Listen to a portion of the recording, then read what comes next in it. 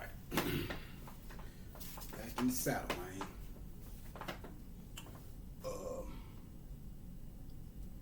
Start this one off kind of where I left off at on the other when worlds parallel joint.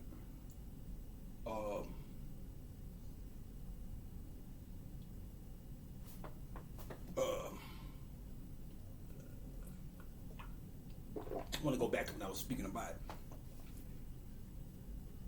you know, the whole drugs thing and all that. Now, I'm trying to recall something. Something came through that was relevant to that. Well, yeah, that's what it was. Okay, so now I'm gonna tie some things together right here. Now, we're gonna go back to when I was speaking on the lecture I went to. Now, shit was funny because, like I said, when I finished watching that lecture, first and foremost, the guy didn't have really too much of enough time. And it was some funny shit because it was a white man and a white lady, like they're like an older couple that was in the joint. And it was funny because, well, not funny, but they made them leave. They was like, who are these guys? Who are these people? And they can be agents. We don't know what the fuck. And very much so could be. I don't know what they were. They did look out of place. And this was in Third War too, if I ain't mistaken. Shout out to Big Mo. But they made them get up out of, you know, the thing about, they made them get up out of there. Cause they did look a little weird, don't get me wrong. Not weird, but it was like, one would have to wonder, well, what circles are you running in that you even know that this fucking lecture is happening?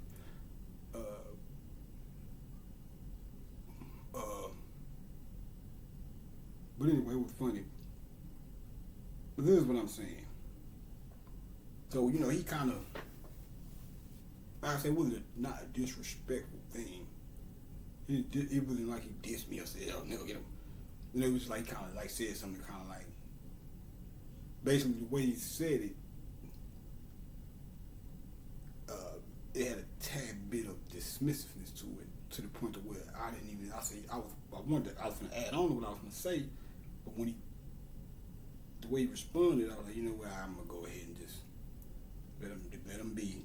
You know, he got other people talking to him and shit or whatever. But it wasn't like it was some other people trying to talk to him at that time. I don't know. Anyway, but honestly speaking, now mind you, outside of the fact he dissed Biden and shit, I respect the guy's fervor for black liberation. I share the same fire. So let's not get that fucked up.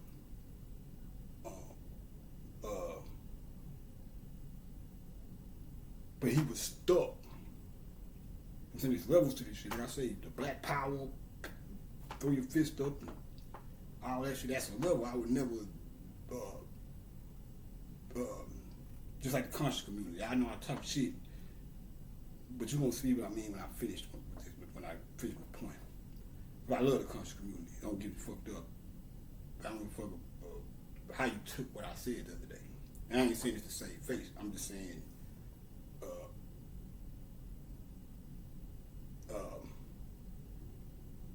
what we deem the conscious community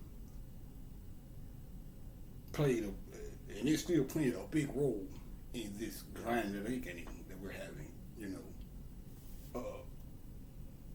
So don't ever get that twisted. But everybody in the conscious community is not on the up and up. And I'm not saying this guy's not on the up and up. I just feel like you have to be careful when somebody is not when somebody is of another school of thought than you in a particular area. Speak to that. Don't diss the whole fucking man. Like, fuck that.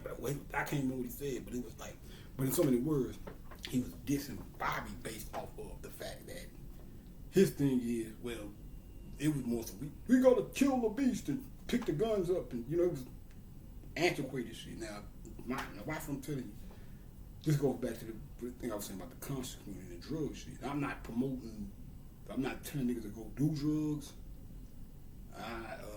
because it's not for everybody. I done shit to where I know what I'm doing and I know how to handle it or whatever. But in the same sense, I just seen some shit to where, or experienced some shit to where a person who ain't built like me probably won't be able to deal with the so-called side effects of the shit that I do or whatever. That's why I don't promote it like that or whatever, But at least smoke you some weed and you sip you a little liquor or something. That's the safest you can get around this bitch. Something, coffee, something. I don't know. But and Bobby used to speak on this too. He was like, he didn't go into the drug thing because he was even, that, I'm speaking on more of my thing is probably a little bit more general because he was speaking to people that was coming into, it eventually went to everything was being recorded. So eventually went to, it was live elections, and then you can go get the signs. They were selling the VCR, the tapes and shit. But it was always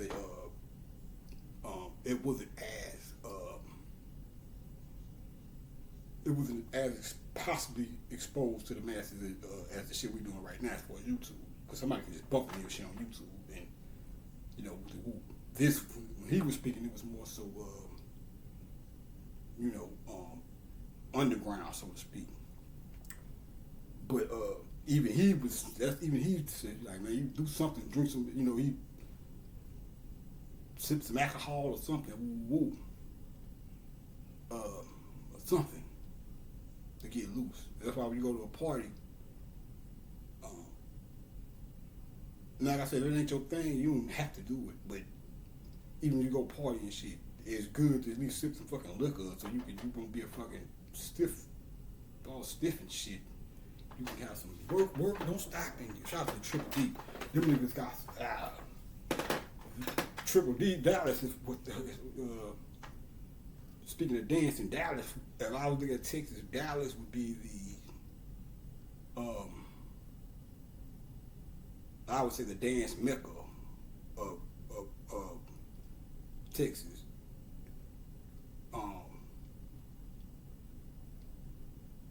Because they got a whole dance scene out there, rap/dance scene, rap. They're known for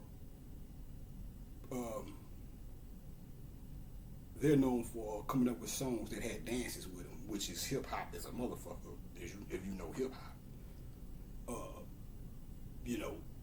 I think them guys work don't stop. Seeing a commercial for the day. Was the club promoting that? The club promotion video, but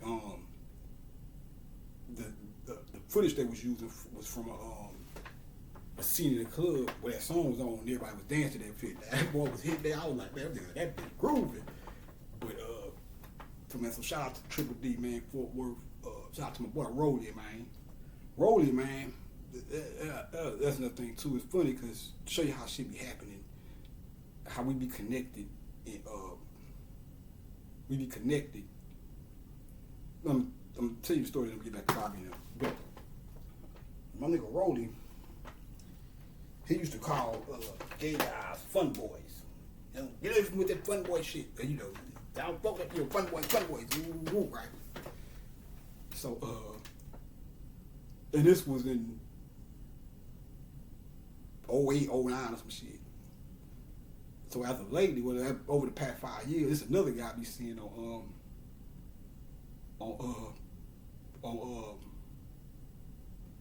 YouTube.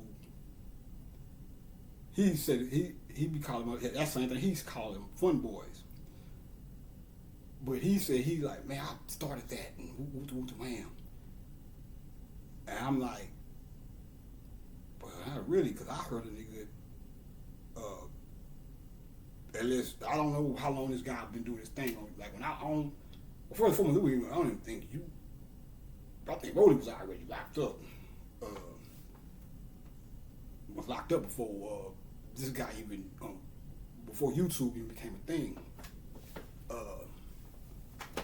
But and he may very well, that's what I'm saying, he may have very well been the first person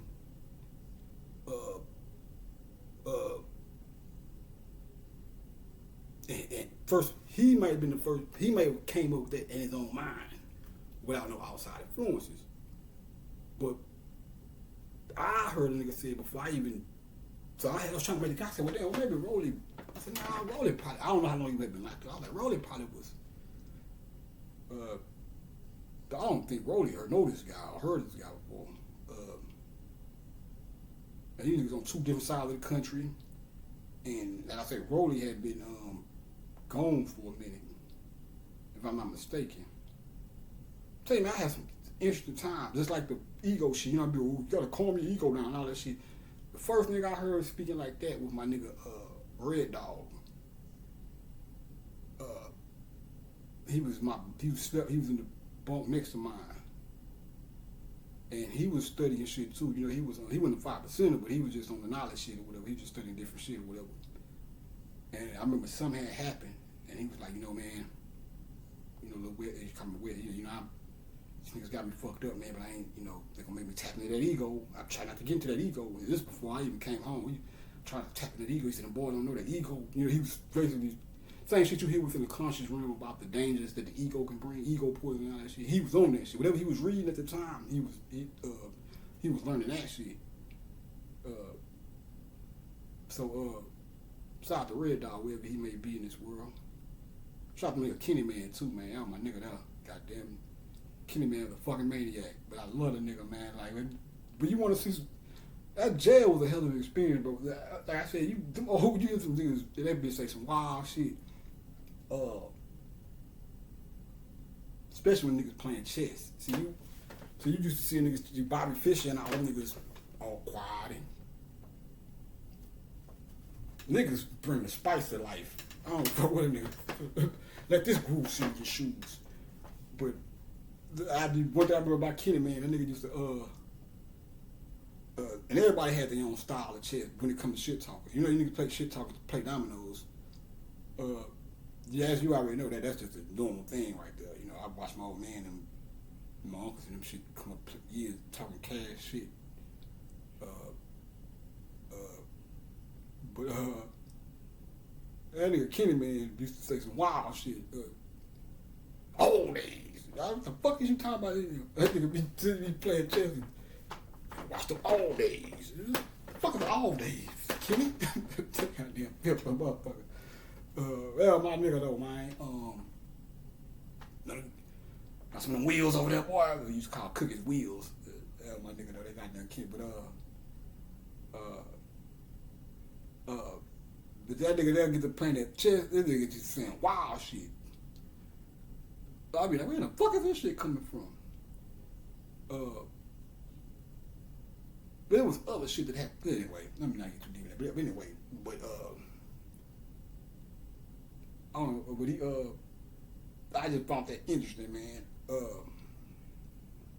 But anyway, to take it back to what I was saying, what the fuck are you talking about jail for?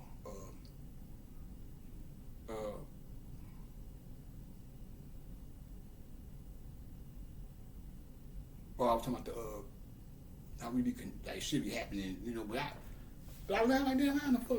I know I heard this nigga say this shit before, but I don't think this nigga hit a line either about saying he started calling niggas that shit.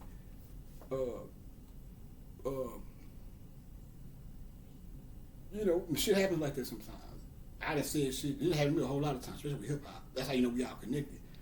I done said shit and did shit or said shit, and then 5-10 years later or some shit years later, a nigga will say some shit, and I be like, damn, I'm sick, but I never. It'd be some shit that wasn't even out when I came up or said this shit or whatever. I guess that's that old great mind think alike shit, but I'm trying to anyway take it back to man. Anyway, it'll probably come back to me. But Bobby, but yeah, so you can't don't now if a nigga just on some total fuck shit, Uh, uh, you just give him the work. Fuck that boy. He straight up. Anyway, he not get too crazy. But basically, what I'm trying to say is, uh,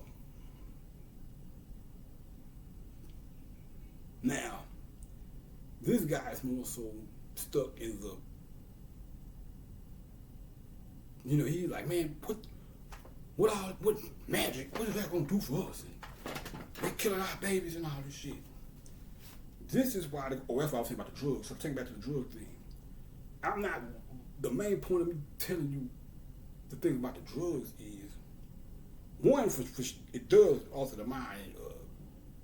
Can make it easier for you to accept shit that is outside of the norm. But the main point is being able to think outside of the fucking norm. See, the average nigga ain't gonna. The average guy is conscious. Even if he feel the same way I feel about the shit, drugs or whatever, he probably wouldn't say that if he was in a panel with some other guys in the conscious community. He probably wouldn't say that because we have this fucking set mind. So when you think that's one of the reasons why I'm conscious. You can consider me a part of the conscious community, really. But really, fuck all them labels and shit. Really, that's why I get to come out labels and shit. Because once you say conscious community, you automatically get a fucking set idea of what consciousness is, or how a conscious person is supposed to look, supposed to eat vegetables, and stay away from them drugs. They poison in the community and all that. You automatically just. What I'm trying to say is you got to have a middle point with some of this shit, and that's the road I take. I came to the fork in the road and went straight.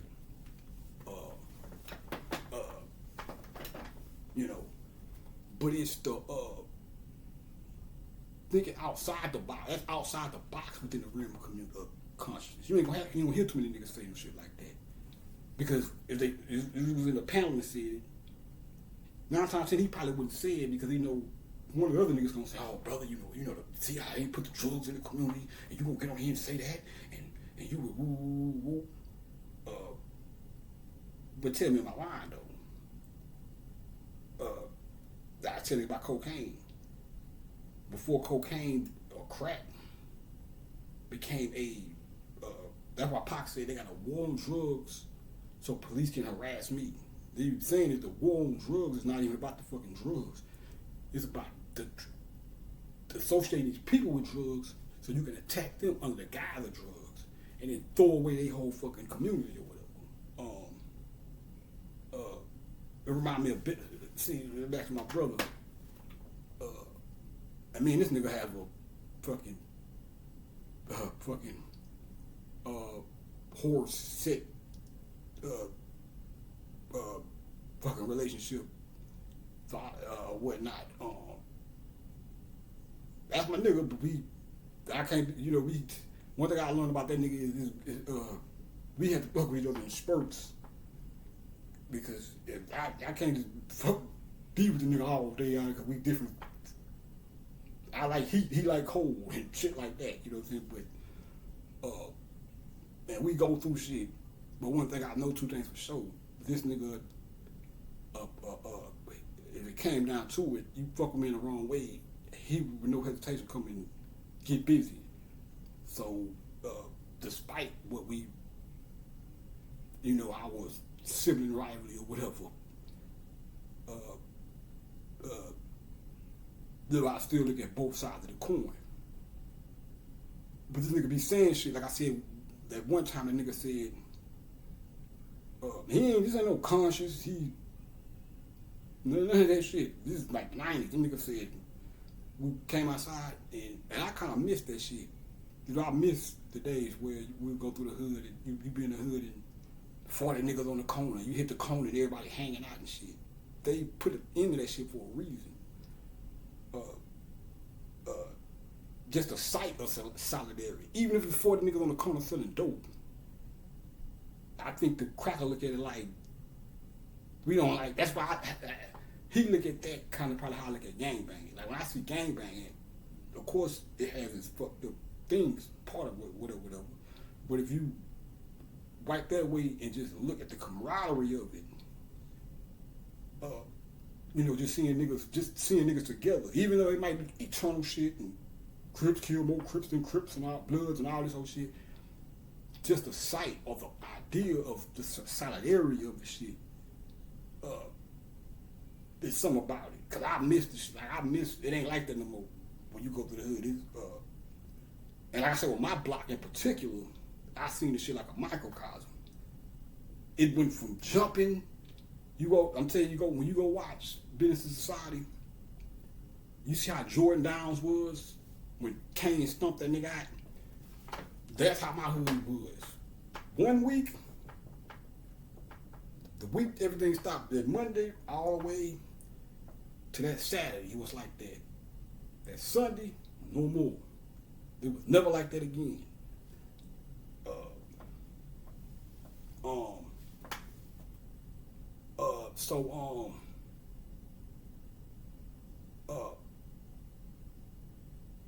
But when he said that, he said, well, we was riding something one day, and he said, man, one day, he said, you see all these niggas out here everywhere posted up and shit like we are? He said, this shit ain't gonna be like this one day. He said, one day they gonna put an end to this shit.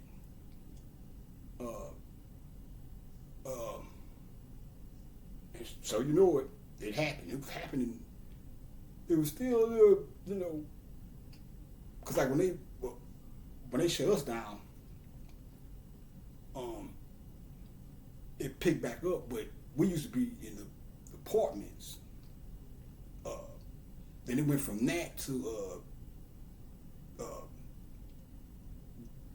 because you got the main street, this Bissonnette, and then you got a street that our street turned off of Bissonnette, but you got a store called Speedy Mart that sit on Bissonnette, right on the main line or whatever. So it went from that to everybody hanging out from the Speedy Mart or whatever. But it was different with the Speedy Mart thing, because with us, it was just more so what me and my niggas was the core of that, because that was our block. We started that. We was the first rip before it was some gangbanging and any of that shit. It was us.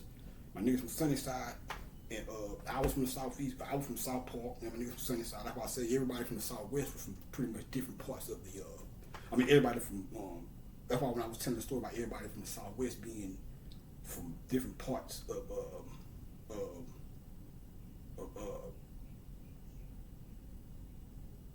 parts of Houston that were already ghetto, as you would lack a better way of putting it.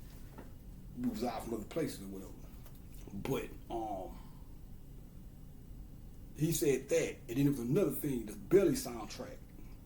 I don't know the nigga, I don't remember what group it was or who said it, but it's even in the movie. That part in the movie where the law started raining down on shit, and they had that song playing with a nigga like, they killing us out there, son. They killing us out there. I remember my brother, hearing him speak about that. He was talking about the Belly soundtrack. He was like, man, that song, he was talking about how he liked that song and shit or whatever. And he was like, man, they killing us out there, son. He put emphasis on that part. And that shit came back when I came home and I seen how dry everything was. And plus a lot of it had to do that everybody started moving out their phones and shit, sitting on the block and trying to, niggas smarten up too. Sitting on the block basically is like sitting ducks. We like sitting ducks. What made our hood so special? They had to sit us down because what made us so special? What made us different? We was rolling for a while. Is that ain't no, I don't mean that rolling 60, Turk talk or no shit like that. I'm just saying we was rocking for so long because we were in the apartments as opposed to the main line or whatever. So it takes a little bit more time for them to figure out how we was. This shit was like damn like a baby Carter, kind of. I don't want to put too much on it. I ain't that type of thing, but it kind of like that. And especially when we used to post up at the main niggas like me, the film originals. Because a lot of people start coming from a lot of places. Even my nigga Sean, who I knew from when I stayed in South Park, he even moved over there. Or whatnot. So when he got over there, he like, boy, you over here? Woo. He was doing. They had a Swisher house.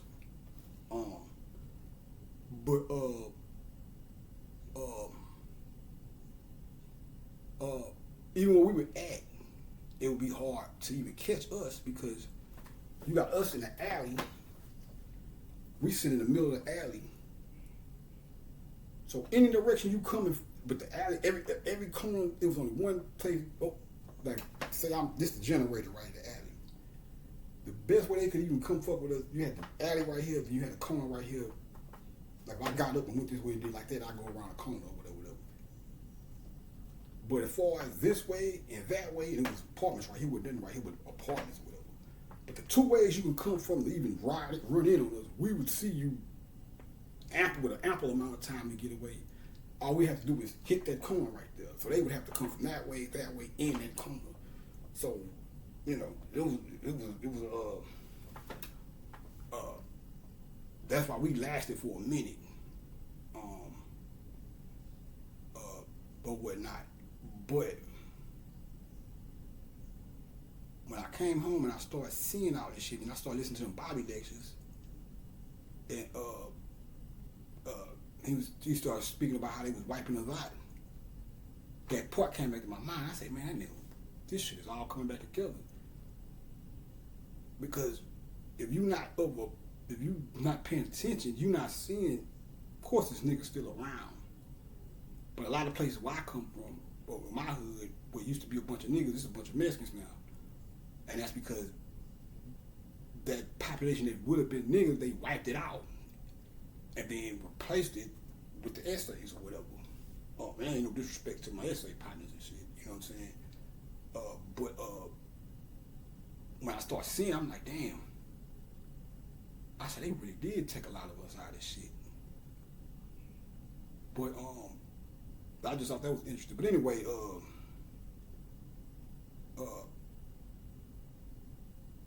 but that nigga said when I thought about that shit, and I thought about that when the nigga said that on the soundtrack. And Belly is a good ass. If you want to see a Horace and Set movie or a good Horace and Set movie where it's a good balance between the two. Because I say Horace is the conscious mind of the front. Set would be the back or the subconscious mind, right? But you're supposed to balance them both out to where they work for you together. When you look at Belly, that's what you see between Nas and DMX. DMX would be Set, but DMX wasn't a fuck. Tommy wasn't a fuck nigga. He was just too wild. He represents the part of you that you have to tame, which Nas was trying to. Nas was basically trying to was showing you. Like Nas was, books and man, I'm tired of this shit, moving to Africa and all that old shit. Tommy was like, Nas was like, man, we got. He didn't say it in the movie, or sincere. He didn't say it in the movie, but he said, but he was basically a reflection of the part of you that you're supposed to have. Like, hey, that drug dealers or whatever's supposed to have. Like, hey man, we can't do this. No, we can't do this shit forever, bro. It's only a matter of time for the motherfuckers to get ran down. Because at the end of the day, they all watching motherfuckers.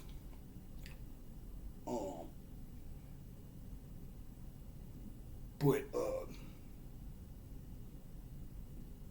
when you look at Tommy, he wasn't you wouldn't look at him and say he was a bullshit nigga like that. You just said that nigga's too wild. He was loyal, dedicated, or whatnot.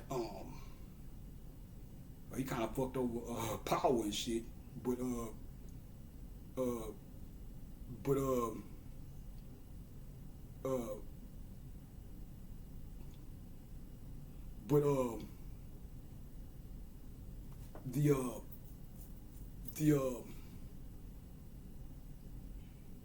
of course at the end, but even he snapped at the end. That's why he sold out, almost. He was finna do some sell-out shit, but then the minister talked him out of it.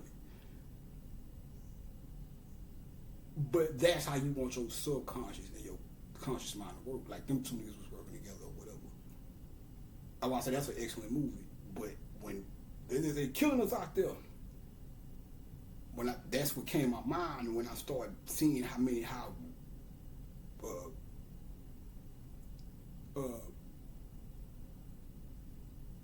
how our prisons was lacking in places where it used to be. So, but yeah, I always thought that was interesting. But to take it back to what I was saying about Bobby and the guy, boy, was he's him and guys like him. He ain't the only one. There's some other niggas talking about what the fuck is the code movies gonna do for anybody? And I'm like, nigga, if you knew if you was really about your business, you would know that entertainment period, they use that other form of weaponry. But if you can decode the shit, if you learn how to decode movies, you will start catching slick shit they try to do. Look, when this shit all ties together.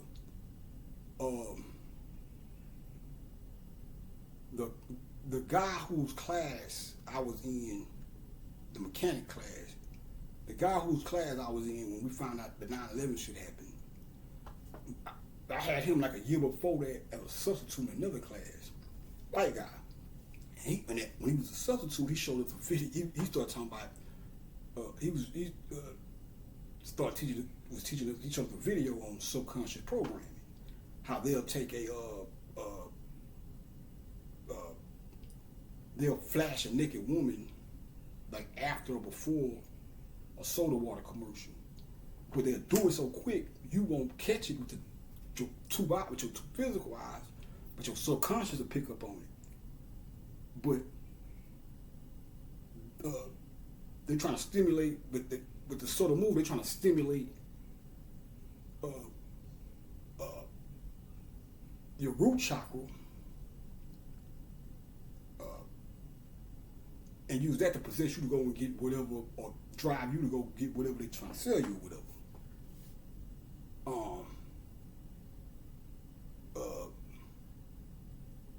So the same way they flashed that, the same way he was talking about, this is public school. This nigga taught us this shit, or the white guy taught us this shit. And that's another reason why. And I can't. And to be honest with you, I forgot what class he was substitute. I think it was a history class or some shit like that. But, and this is one of the reasons why I don't put all white folks in the one box. I think he was by him being a substitute and that not being necessarily the subject that he normally teaches on, he said, well, you know what, I'm going to give these guys something, I'm going to teach these guys something. I think he was one of them white guys that don't fuck with the government.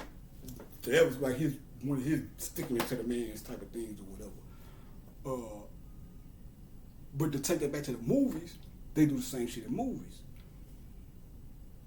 That might not be no quick flat. They do quick flash shit too, but even some of the shit you see in the movie, they're doing it to subconsciously program. The more and more you decode movies, the more and more you're able to catch this shit. The more and more you're able to catch this shit, the less of an effect it will have on you. So, but if you don't, so niggas coming out his face saying that, well, I gave you the answer. I just gave you the answer. If you're out there watching, if you're looking, baby, come on down. But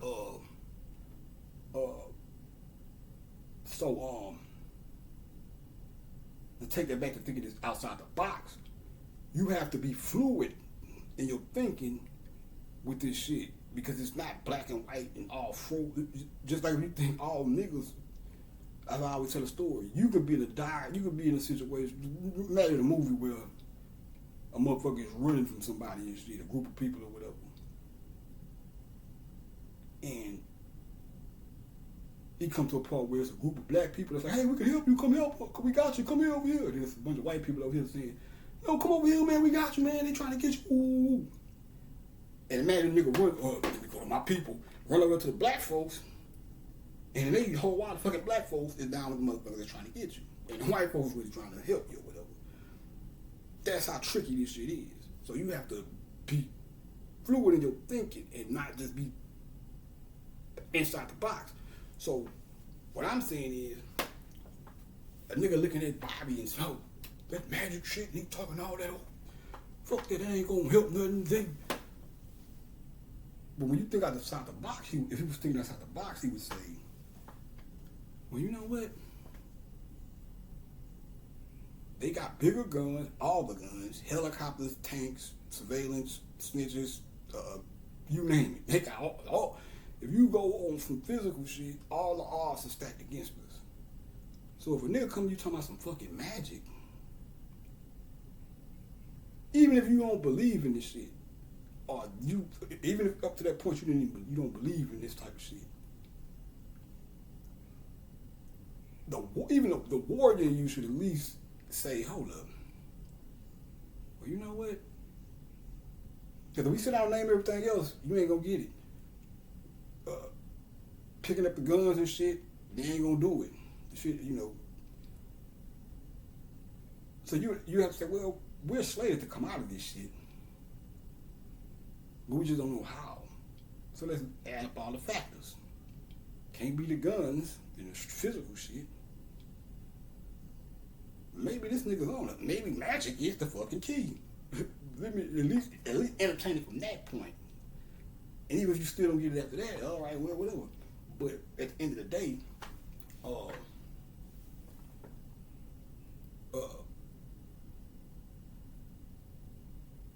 the shit he was criticizing Bobby for.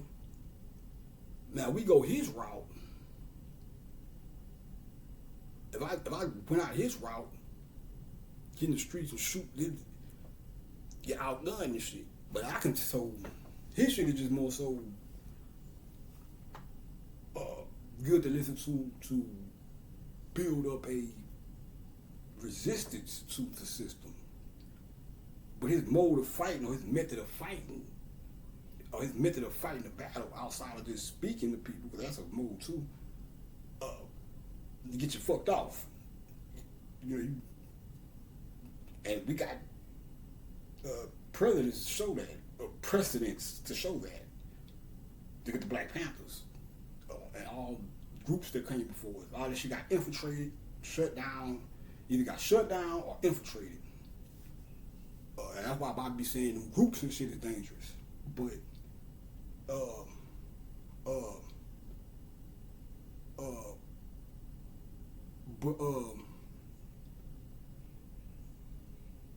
when it come to Bobby was saying, the shit he was teaching on a practical level. See, his practical game, if he was the practical, if he only all the shit he was talking about, practically speaking, you couldn't do. You're not gonna win. You're not gonna pick up no fucking guns and shit. And these motherfuckers got helicopters and drop bombs and all kind of shit. So you ain't gonna win that way. But the shit Bobby was speaking on, when I started doing the shit he was talking about, ancestral contact, altars and shit. I did that shit. That person I really got pole libations to on a level was Pac. I did that shit and the nigga came through. So his shit works to whatever degree. So I look at that and like, okay, when I start doing that shit, I start actually interacting with the spirit realm with an ample amount of proof for this shit. This shit is just, damn near antiquated. Well, I wouldn't skip it. If I had a school, the shit he was on would be a step, so it wouldn't be the last degree, but it'd be a part of the goddamn itinerary, the syllabus. As opposed to him, if he had a school, the fucking key factor to all this shit, you would never get it because he don't fuck with magic and shit. He dissing the shit. Fuck Body and them magical guys talking that libation shit, this own shit, man. This is amazing shit. And this ain't no, like I say, this ain't, even though like I say, how about when niggas, now if he would have said, well, I don't agree with this or I don't agree with that, that's one thing. But when you just attack a nigga all the way out, right out, I take no out, because you, the Bobby is just as revolutionary as him. He just ain't getting stuck there. I just want to note that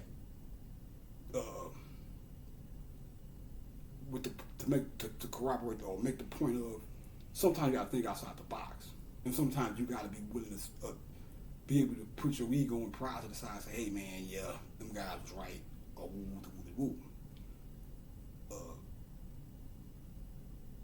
Because end of the day, if you ain't on the shit body, on this spiritual shit, you are subject to anything. If you don't have no fucking spiritual protection around this motherfucker. That's what I was saying about Pac.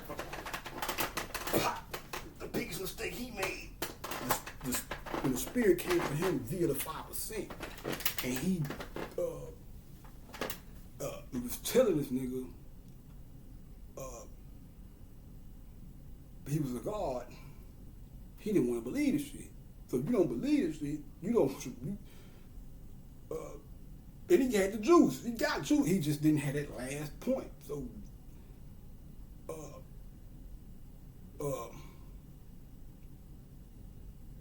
that was the really like the spirit realm trying to, hey, bro, you need to get into this shit. But he didn't take the nigga serious, and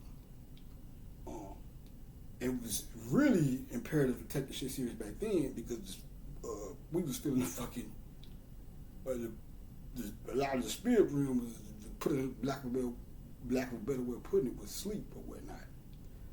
But if you was to tap into some shit on your individual self, you have some shit to work with. But that was the point I'm trying to make. So if he, even just to think outside the box and just say, hey, you know, well, all this other shit ain't working. Maybe this nigga's on to something. You know, as opposed to just saying, I don't like that, I don't like him and his magical talk. All this shit, attack the nigga all out.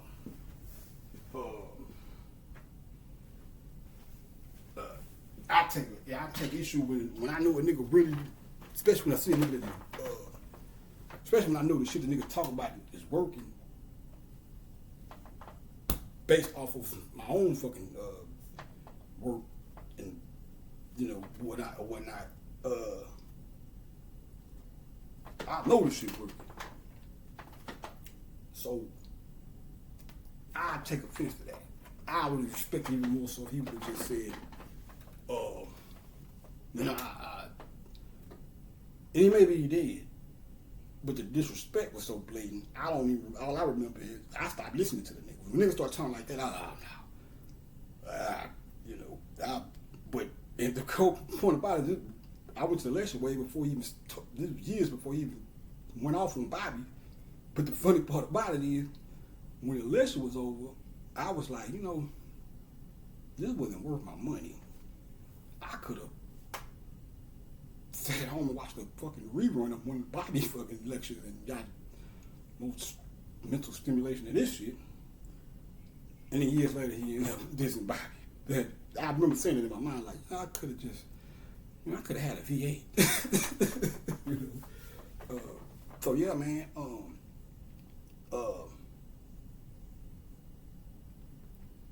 But that goes hand in hand with what I was saying about the drug thing. Not necessarily to even just push motherfuckers out there to go do drugs, but just to have an alternative way of thinking. Sometimes that fucking alternate route is the route, or play a major part in the route, or whatever, or whatever.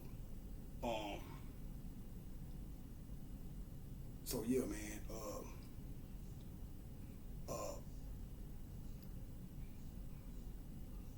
Now, let me get back to this right here.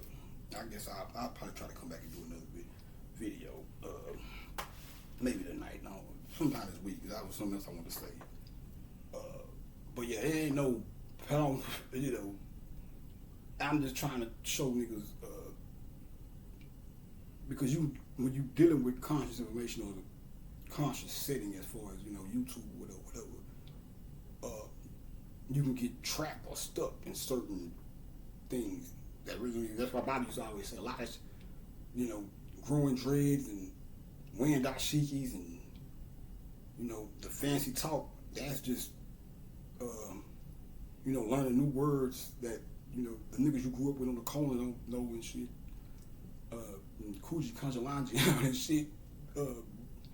you can get caught up in the pageantry of this shit, and that'll keep you from elevating to another level. Because eventually this shit's just turning lip service.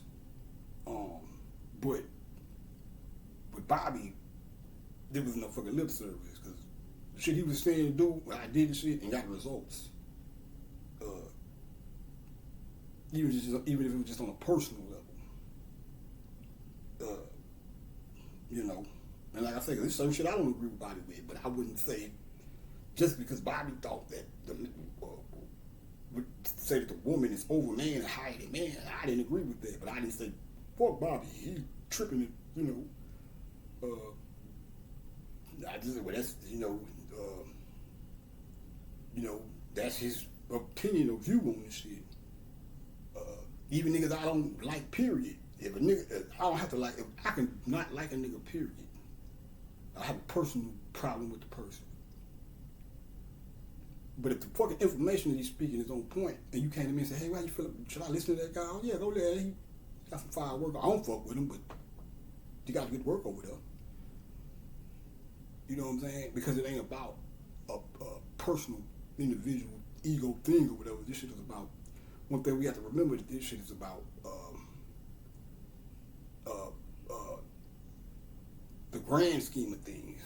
Sometimes we can get caught up in our own personal shit and forget about the grand scheme of all this shit.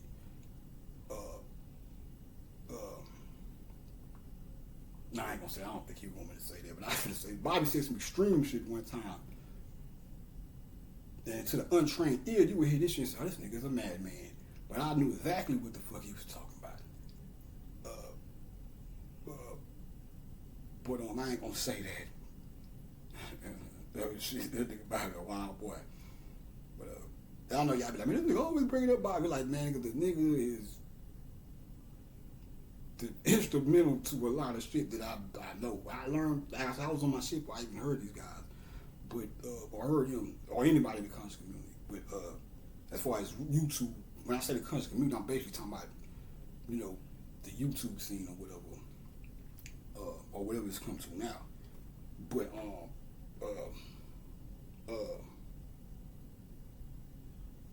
you know, that nigga was on point 99.9% of the fucking time. Let me get into this, man, and then we'll get back to the documentary.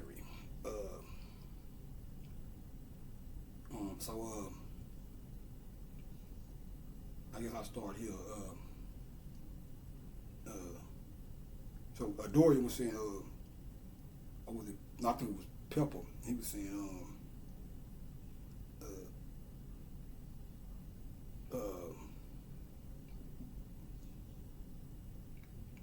let me go right here first. He said all minorities outside of white people, their goal was to live and look as good as white people did, or whatever. And then he went into he said every media from TV to film is all we had at first.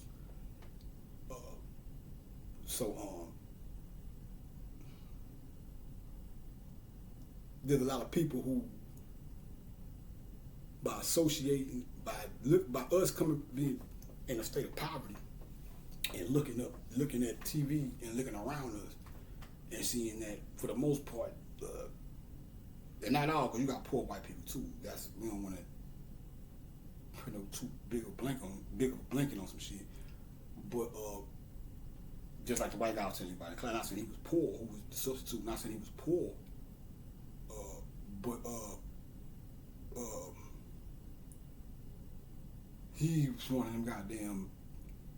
He probably one of them goddamn National Rifle Association type of guy. He looks like that kind of guy. You know, they white people who basically the white version of what black people are unconscious or something. They ain't no goddamn scheme about this bullshit. You know, man, keep dropping my goddamn memory.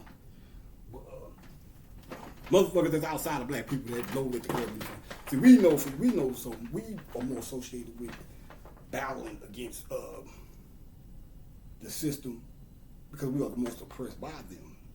So most of the songs and shit you hear, even though you got white people that make songs and shit like that, and movies and artistic gestures towards being a resistance,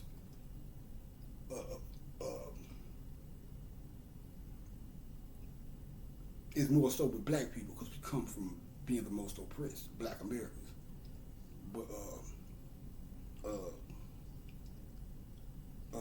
But you have, and it ain't just America, you have motherfuckers from here to Sri Lanka,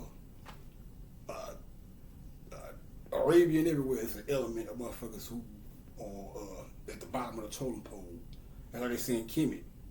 Black people in Kemet, who are the original people of that fucking, and I'm talking modern times, the original people in Kemet, who are the original people of that land, they just like us over here. They are reduced to menial jobs and shit. They are not a part of the. That's why you don't see pharaohs and shit no more, and you know that type of shit. You go over there and see, you think you in Arabia or some shit, Muslims and all that shit.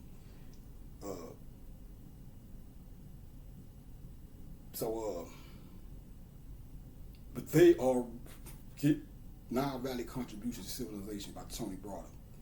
He speaks about that in that book. But but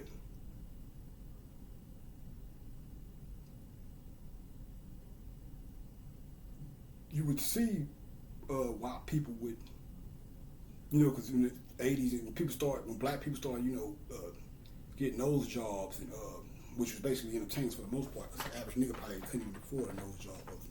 I started doing shit, to look more Caucasianish, more like Caucasians or whatever.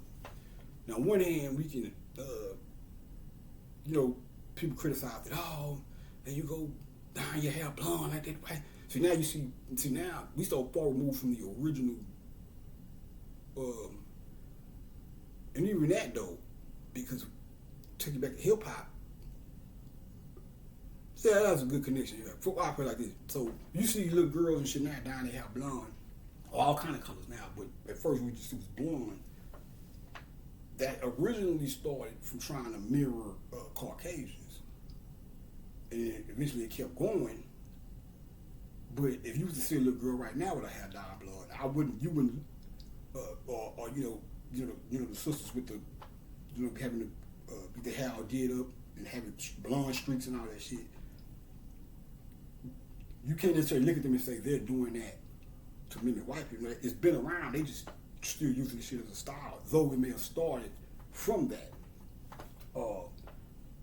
They doing it more so in what I would compare to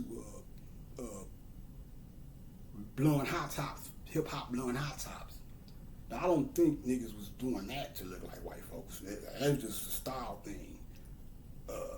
Because white folks don't have high tops.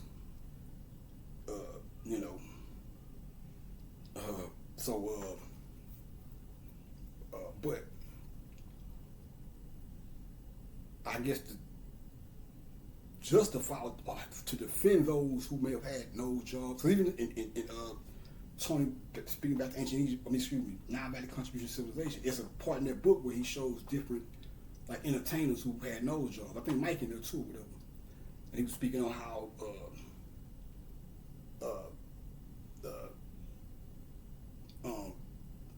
blacks trying to more so imitate whites, whatever.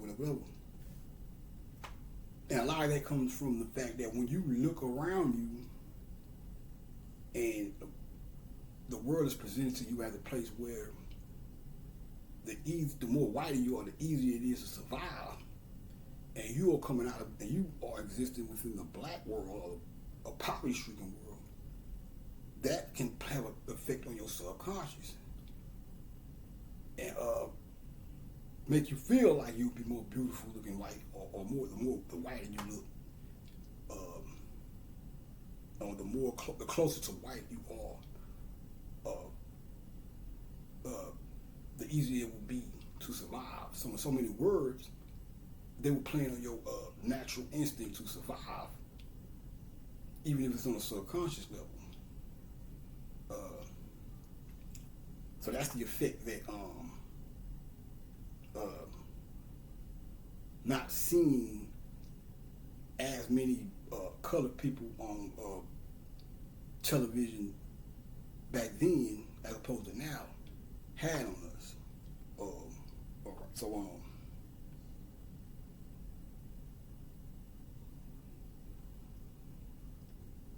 and then I think that was Pepper when who said everybody in commercials are in their homes.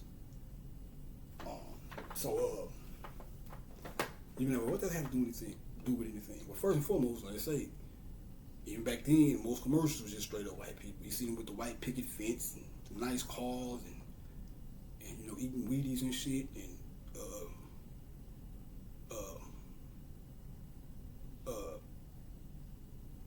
you know, which would make somebody coming from the ghetto look and be like, why the fuck we don't, you know, that world doesn't exist.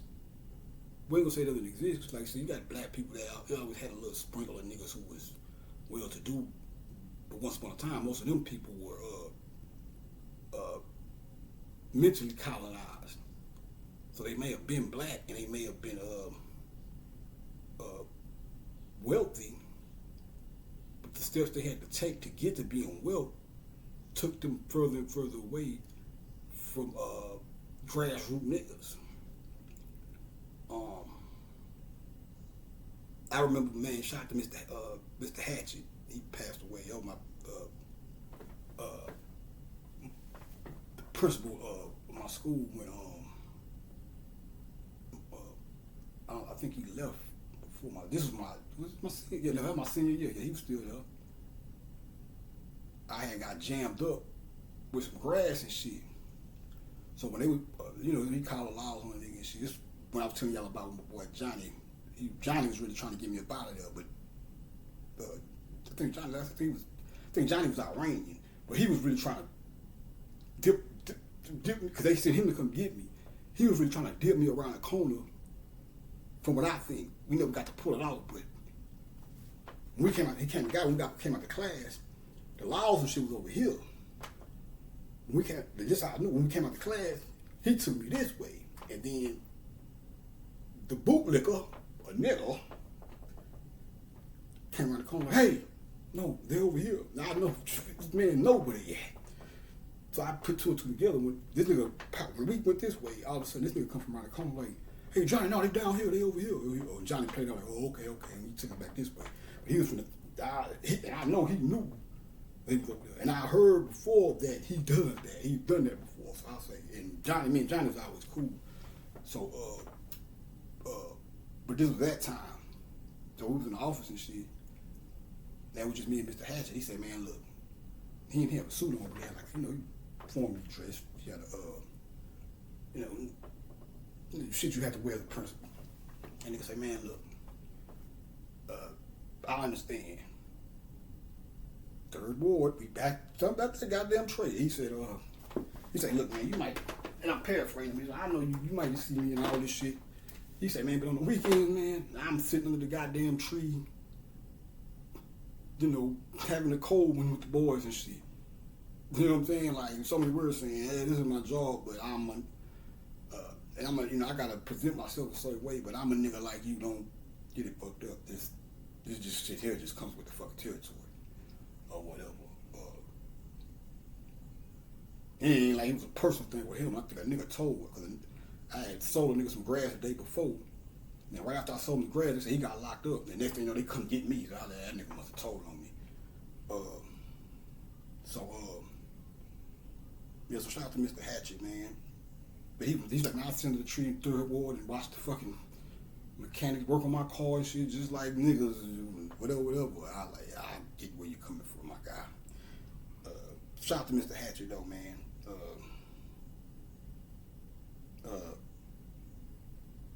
And it remind me of one the deity you Hatchet. I did a breakdown. Well, I didn't do it on camera, but I might show you what I'm talking about in the next video on some etymology shit. But yeah, so Yeah, he thought everybody's in the commercial, they in their home and they woo woo they woo. So it's like almost saying they present this image to you, where everybody everybody is well to do, but that ain't necessarily the case. Then he went on to say the greatest example of behavior modification. He said black people are the greatest example of behavior modification. And then said we had everything taken from us, but we still survived. But the wordplay to use the phrase behavior modification was interesting. Because like I said, that is a part of behavior modification. Basically, without telling you through media, showing you if you want to live like this, you have to talk like this, walk like this, act like this. That's why, true to the game, Q said, "You ain't white, so stop holding your ass tight." It was basically saying, nigga,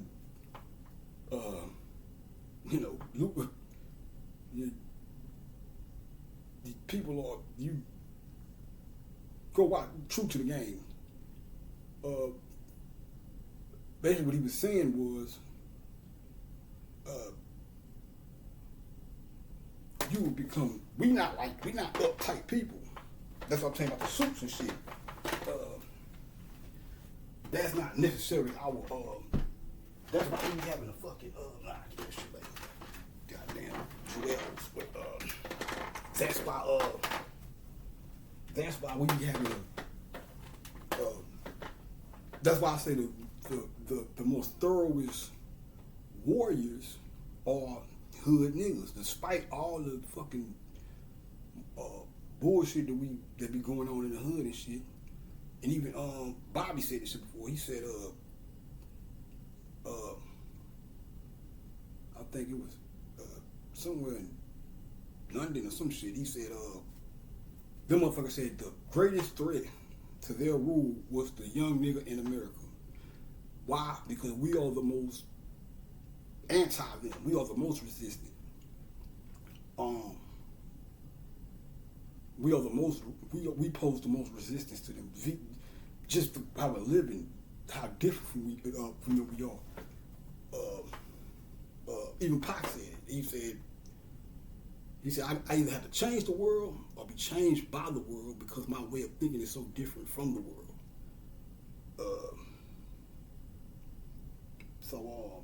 Yeah. But the behavior modification is on one hand, I think he's saying that we went from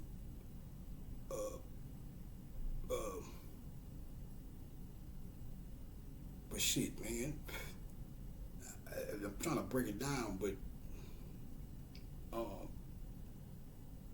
we probably was a little bit more fucking saner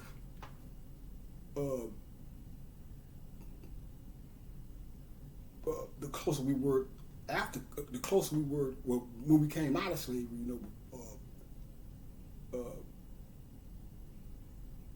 than we grew to be, or whatever. And like I said, a part of that is because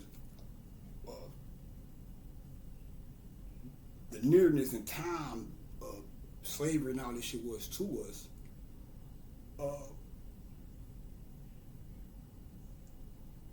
It sustained that sense of having to stick together based on the fact that we all black and knew we had a fucking common enemy. See, when you, this probably some, I don't even remember why I read this shit at. That 48 Laws of Power or some shit, which I'm not. Which is really an overrated ass book. But I ain't gonna say overrated. Maybe it'll do something for y'all. When I read this shit, I was just like, this shit's damn near, the fireworks wasn't just there for me like it was for most niggas. But I looked at it as, I looked at the shit like, Well, most people was looking at the good side. No, 48 lost the power. 48 lost the power. When I read this shit, I was like, I don't know, man. I don't think a lot of niggas might take this and use it for the wrong reasons. You know, niggas are stupid, so they, read that shit and be thinking they on some hot shit, and you come out here and fuck over your own people with it. Not saying it ain't got no good points in it and shit, but I don't even remember too much of that shit. But you had it just wasn't, the big deal to me like that. So, but when they a common enemy, when people have a common enemy, it strengthens the bond between them. So niggas forgot, and a part of that is because of them assimilation and all that shit. And the more opportunities they started granting us, the more we started to dissolve. Fuck them niggas over there. Shit, why they got me living good? I'm eating caviar and shit. Whatever the fuck that is. Fish eggs or some shit. Filet mignon. They like Cypher from the Matrix and shit.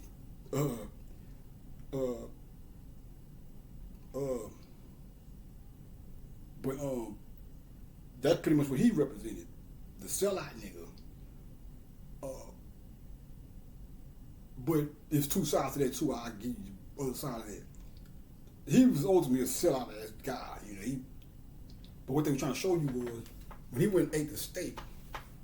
I think I'm having one of them too. Not on sellout shit. I don't even think that. I'm saying it because I seen somewhere where it said we would eat beef once a year to honor Osiris, because he's the god of the bull. He's the bull is sacred to Osiris or whatever.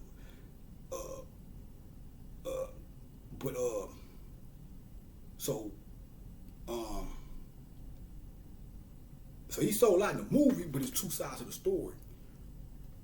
The good part about the eating the bull, or the positive aspect, would be what he was saying. What he was trying to tell you was, even though him eating the goddamn the bull is representative of the physical world. Neo in the game, the Nebuchadnezzar and all that shit, that was like the spirit realm.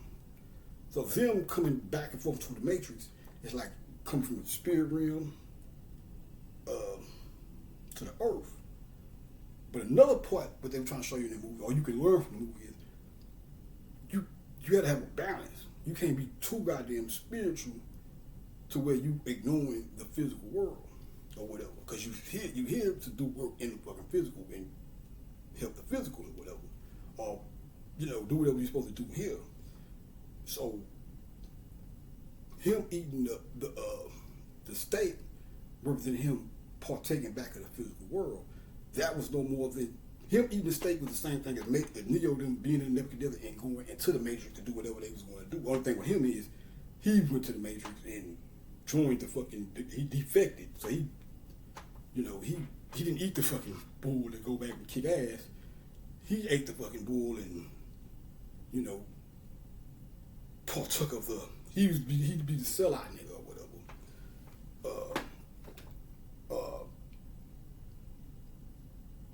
But yeah,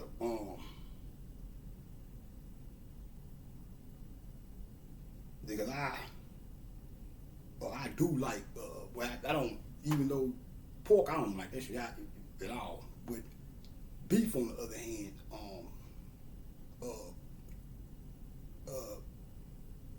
that's one thing I do. I don't miss pork, but beef I'd be like, it'd be a struggle. I see a nigga eating that brisket, I'd be like, oh my god, goddamn brisket. But then when I learned that, see the problem with eating so say I didn't go eat, because before I stopped eating, that's the funny part. But when I made a decision to stop eating beef, I said, well, I know what I'm gonna do. I'm gonna go get a steak, eat that steak, and I'm gonna call it. I'm gonna go get the best form of beef, eat that shit, and it's a wrap. I did that. Now I ended up slipping a few more times after that. I ain't gonna say that was the last time, but But for the most part, it worked because I didn't, I eventually weaned all the way off of it and shit. Uh, Now you give me some brisket flavored Lay's or some shit, I think I can bear that. You know what I'm saying? But beef is something you can't eat periodically. Pork, I know that shit is not good. Cause I'll tell you, when anything you eat, you throw the shit up. I'll give you an example. Tina Turner be coming through, right? Mind you, Tina is a god of lightning. When you go back, and I think it's a match. I think it's Greek or Roman in one of the two. But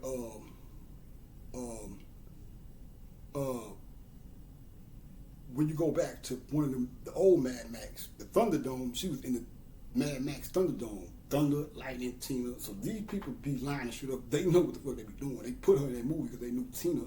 Her name was Tina Turner, but they knew Tina was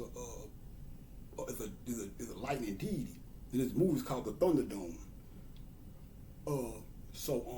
Shout out to Tina Turner, man. But she was into Buddhism before she made the transition and whatnot. But speaking of another Tina, I saw at the rodeo, they were saying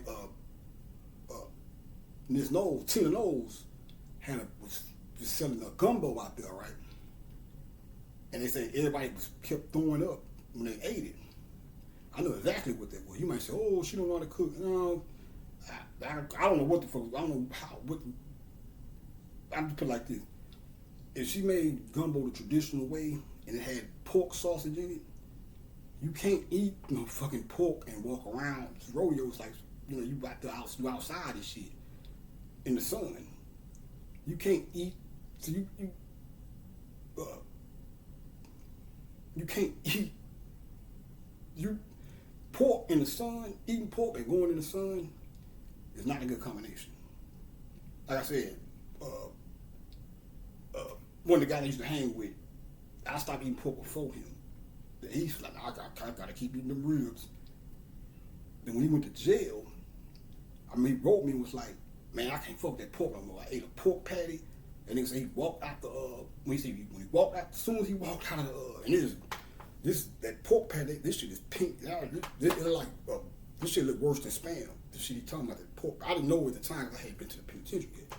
But when I went down there, about a year after he wrote that letter too, and I saw the pork patty, I said, "Oh, this is what that nigga was talking about." This nigga said he ate this shit and went outside. As soon as the sun hit him, that nigga said he started having dizzy spells. So when I saw people online, there was a thing when the rodeo popped off. And don't get the nigga shit banned. I've never been to the rodeo yet. The nigga phenomenon in the rodeo is, relatively speaking, some new shit. You probably had a few black acts here and there back in the game, but relatively speaking, the rap version and all that shit, that is new shit. I've never been to the rodeo yet. Please don't get the nigga shit banned before I get a chance to go to the fucking rodeo. Acting a fucking asshole up there. Because something happened. I think he was shooting some shit this year. I'm like, come on, man.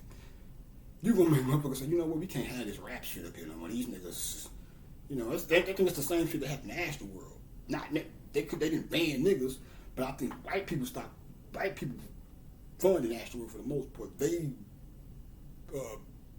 was packing it up. You had your nigga element too, but it was mostly white folks. And, they used spending the most money at the motherfucker because, we was like $10 for a Big Mac. Well, that shit is normal now, but niggas like $10 because they had McDonald's in the bitch.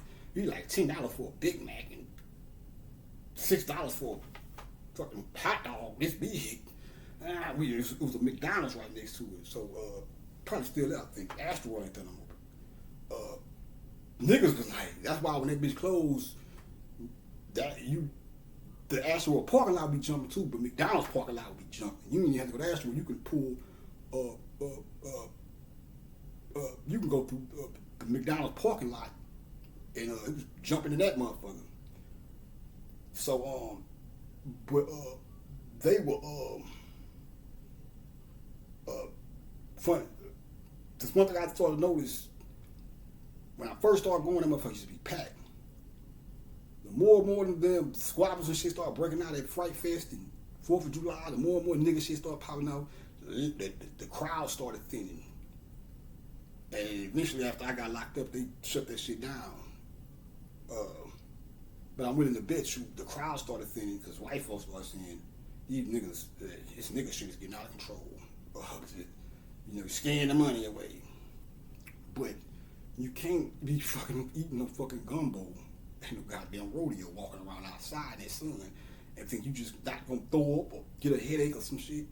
That pork, man, that shit is poison, man. You gotta really, really let that shit in, man. You know.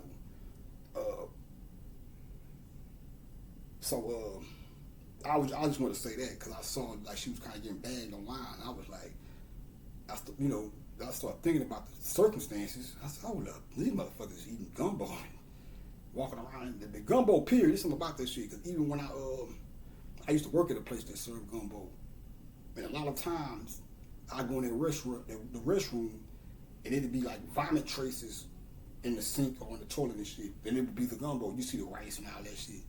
So that pork, man, that's a bad motherfucker. But I'll stop right here, man. I want to say this too. Another reason they probably got a lot of guys probably died. They went at these guys. There's a scene in there where the dude is stepping on the American flag.